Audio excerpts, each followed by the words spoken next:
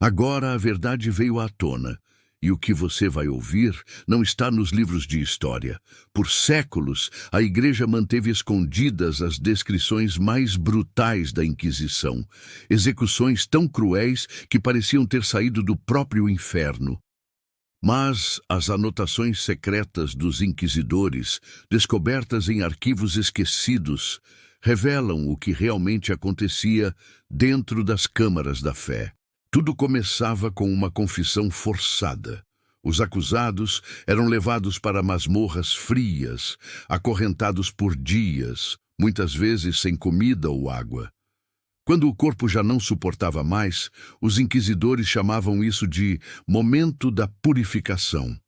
Era o instante em que o castigo começava, e a salvação, segundo eles, também. Entre os métodos de execução, o mais temido era a roda da Inquisição.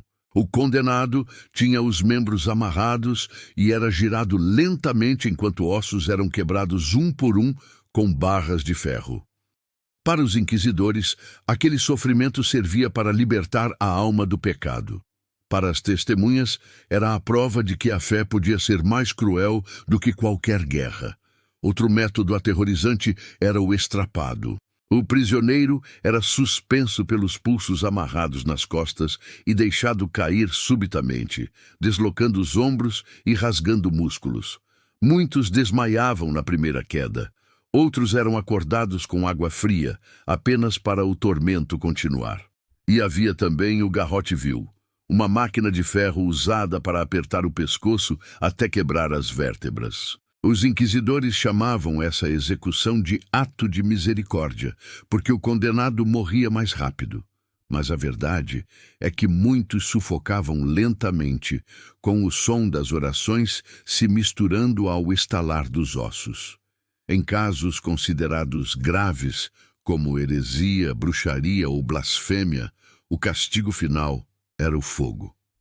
O auto de fé era uma cerimônia pública. Homens, mulheres e até crianças eram levados às praças, amarrados a estacas cercadas por lenha. Sacerdotes rezavam alto enquanto os condenados eram queimados vivos. O cheiro de carne e incenso se misturava no ar, e multidões assistiam acreditando que presenciavam um ato divino. O fogo era chamado de a chama da redenção. Alguns inquisidores registravam com detalhes o sofrimento das vítimas. Em um documento encontrado em Toledo, na Espanha, há o relato de uma mulher que rezou até o último segundo antes que as chamas a alcançassem. O inquisidor escreveu: "Ela morreu purificada e o demônio fugiu com o vento.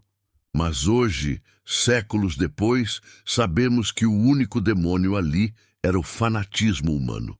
Outros relatos mencionam a cela do silêncio, uma pequena sala de pedra onde o prisioneiro era trancado até enlouquecer. Não havia luz nem som, apenas o gotejar da água e o próprio eco da respiração. Alguns morriam ali sem julgamento, esquecidos pela própria igreja que os condenou.